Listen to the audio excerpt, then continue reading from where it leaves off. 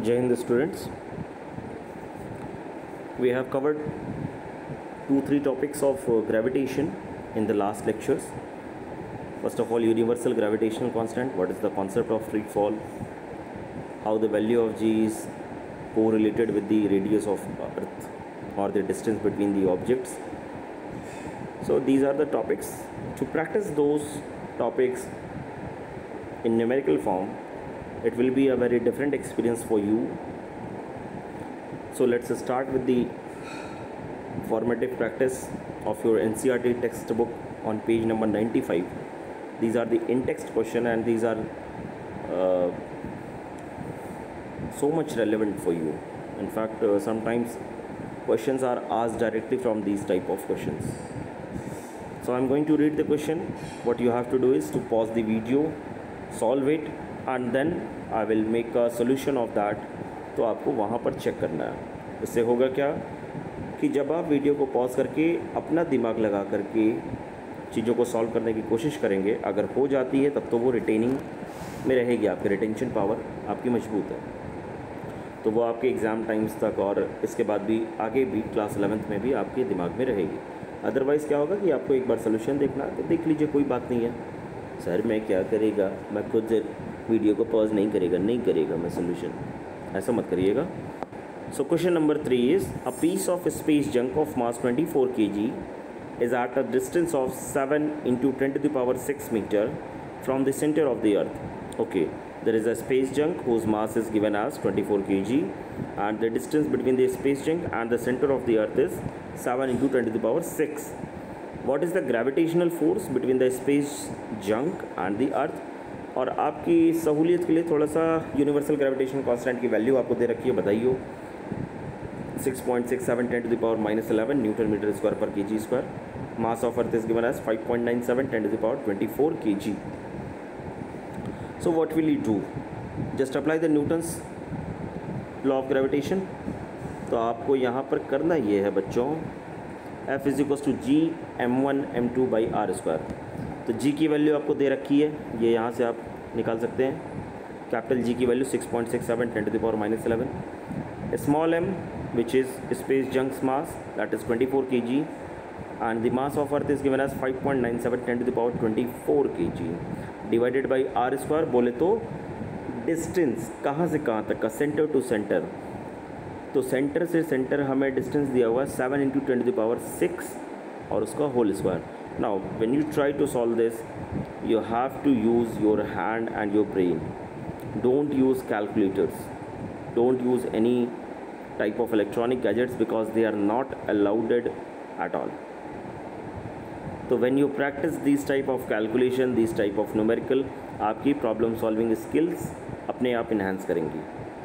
Paper में आपसे जल्दी होगा. कुछ बच्चों की शिकायत रहती है, सर मुझसे हो नहीं पाता ये क्या लगा हुआ. तो बेटा आप रिवाइज कीजिए exercise 1.5 of mathematics. NCERT mathematics उठाइए, एक्सरसाइज 1.5 एक्सपोनेंट्स आप लगाइए. बिना एक्सपोनेंट्स के आपका इस हाथ में चैप्टर नहीं चलेगा, इस चैप्टर में हाथ नहीं चलेगा आपका. You get it? Make it a very clear warning with मी.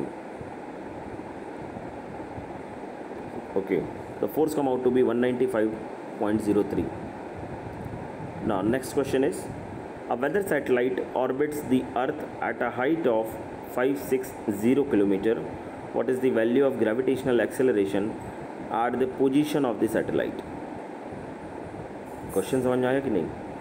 एक सैटेलाइट है वेदर इंफॉर्मेशन कास्टिंग के लिए, तो अर्थ को ऑर्बिट कर रही है, मतलब अर्थ के चारों तरफ घूम रही है, at a height of 560 kilometre. What is the value of acceleration gravity at the position of the satellite? Satellite पर acceleration due to earth, acceleration due to gravity, इसकी क्या वैल्यू आएगी? ठीक है. अच्छा, तो एक बात बताइए, आपके पास अर्थ है, उसके ऊपर है ना 560 किलोमीटर, 560 किलोमीटर अर्थ से भी ऊपर. मतलब मुझे डिस्टेंस लेना है सेंटर टू सेंटर, तो सबसे पहली बात तो मैं रेडियस ऑफ अर्थ को पकड़ूंगा और उसके बाद वो जितने हाइट पर है मैं उसको भी पकड़ूंगा. अर्थ की रेडियस मीटर में 6.37 × 10⁻⁶ मीटर. और उसके बाद 560 किलोमीटर दिया हुआ तो मैंने उसको भी कन्वर्ट किया, 560 multiplied by 10 to the power 3। अभी 10 टू द पावर 3 और ये सब कुछ जो है कॉमन ऑमन लेके आपका आएगा 6.93 10 to the power 6 metre. So this is the actual distance from the centre of the earth to the centre of satellite and both having a mass. ठीक, मास ऑफ अर्थ गिवन है, mass radius of earth given है। So इसको आगे करते हैं। So the value of force of attraction between these two object will be equal to the mg। क्यों? Because mg will be the force responsible to bind that satellite in the earth's orbit. और हमें value किसकी चाहिए? Small g की, acceleration, gravitational acceleration या acceleration due to gravity भी आप बोल सकते हैं। So m and small m are common on the both the sides. आपको कैंसिल कर देना था, ये मैंने पहले भी न्यूमेरिकल्स में बात कर चुका हूँ। So we are only left with the capital G capital M upon r square, where r is the distance from the centre to centre, satellite to earth centres. तो G की वैल्यू रख दीजिए 6.67 10 to the power -11, मास की value रख दीजिए 5.97 10 to the power 24 and radius का square. Again I am warning you कि आप इन कैलकुलेशंस के लिए कैलकुलेटर, KLC, मोबाइल या कोई भी तरह का इलेक्ट्रॉनिक गैजेट नहीं यूज़ करेंगे। You have to do it by your own. बिना करे नहीं आएगा बच्चे, आप इस बात को समझिए। आप ही के लिए अच्छे के लिए कह रहा हूँ मैं। I have nothing to do with this.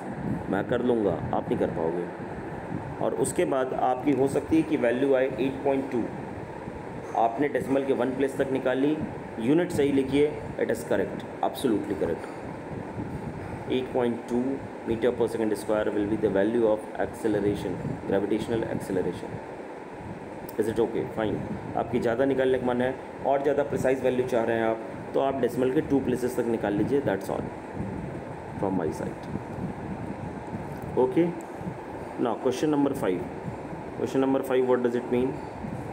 A man-made satellite of mass 400 kg orbits the Earth with a radius of 8.2 10 to the power 6 meter.